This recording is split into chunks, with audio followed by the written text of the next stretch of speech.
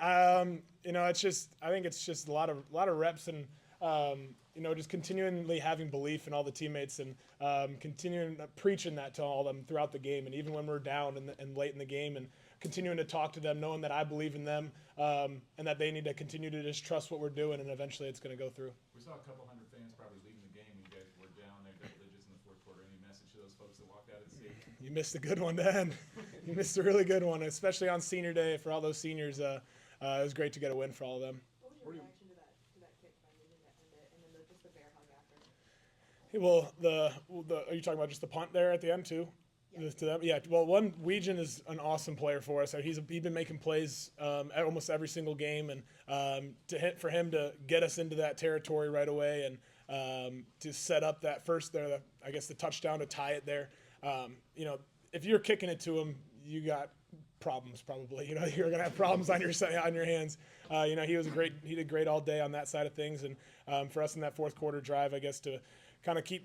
Or the 2-minute drill to get down into field goal range and give Drew an opportunity. That's all we could ask for, and he ended up punching it through. Mark, I guess for you, time and time again, in the fourth quarter you guys did against Penn State, you had the touchdown against Oregon. You come back from this and probably weren't happy with your performance through the first 3 quarters. I guess, how do you keep doing it in the fourth quarter, and how do you just kind of psychologically stay in the moment and kind of keep that belief? Is that just from experience? Is that from leadership, or just kind of walk me through that? I think it's a little bit of kind of a mix of everything you kind of just said. It's a little bit of the leadership. It's a little bit of how we've done it before, that kind of mindset, because we kind of keep preaching to those guys that we have done this before. We can come back from this. It's not like it's impossible. And I know that sometimes on past teams I've been told is that this felt impossible to even just come back from a 10-point deficit late in the fourth quarter. So just continuing to preach that into those guys. And then the other thing is, we didn't play great in the first 3 quarters. The defense did a great job of kind of mixing things up. They had some great. They were playing great in the pass game. They were guarding our receivers really well. But you got to continue to stay in the present moment the entire time. No matter what happened in the past, you can't think about the future. You got to stay with your process. You can't think about the results. We keep telling our guys, one play at a time, stay in the present moment, and eventually it'll go through. And that's what happened in the fourth quarter. We just continued to go one play at a time, go 1-0 each play, and we just finished. Mark, for the first 3 quarters, it was like a different game. Do you feel a switch flip in your mind in the fourth quarter, or can you just share with us what happened from third to fourth quarter? Yeah, and again, I'm not happy about how the way we performed. I think they did a great job of again mixing things up. They were playing really, really hard, and that's the best football they've been playing recently. If you look at their last 2 games, and continuing this one, their defense has been playing really, really well. And when it gets to that fourth quarter, it's kind of do or die time. Your backs are against the wall. It's whether you're just going to keep taking them or you're going to fight back at that point. And I'm just kind of telling our guys again, just have that belief, have the belief, and we fought back and we were able to finish it. Were you nervous before the kick? No, when he missed the first one, I kind of got a little nervous. I was always with Drew. He does a great job in practice. He's always making field goals all the time. He's made the most field goals in Iowa history, I believe. But when he missed that first one, I got a little bit nervous. But at least we were tied games, so no matter what, we were going to overtime. And I was just really happy that he was able to finish it and put that one in. Chad, with 41 seconds left, what was the mindset, and how big was that first pass to Benami to kind of get you rolling there? Yeah, it was huge, and we kind of knew at that point what they were kind of giving us in that 2-minute drill. They run a lot of cover 2 in that time, and we had the Mike end up running out. He has turned away from Benami and just gave him an opportunity there, and then they made a mistake pressing Reese Vandersee at the end there, and they haven't really done that all game. Gave us an opportunity, and he made a great play there. So, it was, again, just at that point, if you get one-on-one opportunities, you got to give your playmakers an opportunity, and that's what we did there. We were able to get us into good field goal range for Drew, and we were able to finish it that way. And with his leg, we knew that we just had to get it to almost the 40-yard line, and we ended up doing more than that, which was great to see. But it's great when you only have that much space or you have that much yards to get, because you have such a great kicker, and you can believe in a guy like that. Reese said that they kind of threw different defensive schemes at you guys than what you had seen on tape. So how long did it kind of take to figure out those defensive schemes?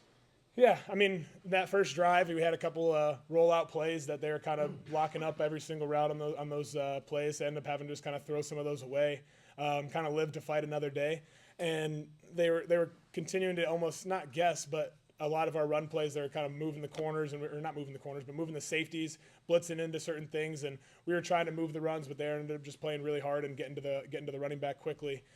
So I mean, again, it kind of took that to that fourth quarter, and we kind of just started throwing the ball a little bit more, taking some more shots, taking some more opportunities downfield, and it ended up working out in that way. On the pass to Reese, you said Preston, did you see that pre-snap and were you pretty confident that was going to be open? Yeah, it was kind of it was not it's technically an option route. He has two options on that.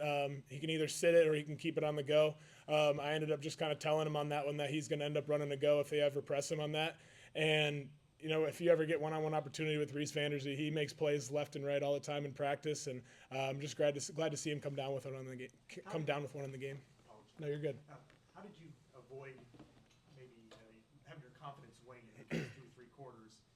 You weren't having your best game as a passer, but yeah, you were able to push through it in the fourth quarter. And I think again, it's just the amount of reps and time that I've put into this. I put a lot of hours and days into football. I've played a lot of football games in my life, and kind of knowing that I can do it. I've done it before. I've thrown for 300 yards in games before. It doesn't matter at what point you're at in that. I think we were at 30 yards heading into the fourth quarter. We were able to finish, I think, with 120 yards in the fourth quarter. I think we did a great job, and just continuing to believe in ourselves, and me just continuing to have belief in myself, and knowing that I just got to get that out of me. I just got to bring back the confidence from, young Mark, and I did in that fourth quarter, and we were able to keep going. Mark, you have the first half against USC is obviously really good. Second half isn't. First 3 quarters today, and then the fourth quarter. What do you feel like? What is it going to take to kind of get that consistency up with what you guys are doing? Yeah, I think that's the main question, and see, like a lot of games, I feel like, I mean, you can kind of look back at the Oregon game, you look back at the Indiana game, we had a slow start, but we were able to finish well in the fourth quarter, and I think that's the thing. We only got one game left, and maybe a bowl game after, I guess we got a bowl game after that, but continuing to find that level of consistency is the thing that we've been trying to do, continue to have it throughout the entire game, and, you know, it kind of starts with me just kind of getting the things going, getting our rhythm going. I got to kind of have to go back and learn from these opportunities or these games, and talk to coach about what I like, what we need to continue to keep working on. And, I guess that's the $1 million question, because every team's trying to strive for that consistency. And I think we do a great job in practice of having a standard and having a way that we practice every single day, but it just hasn't come to fruition on the field.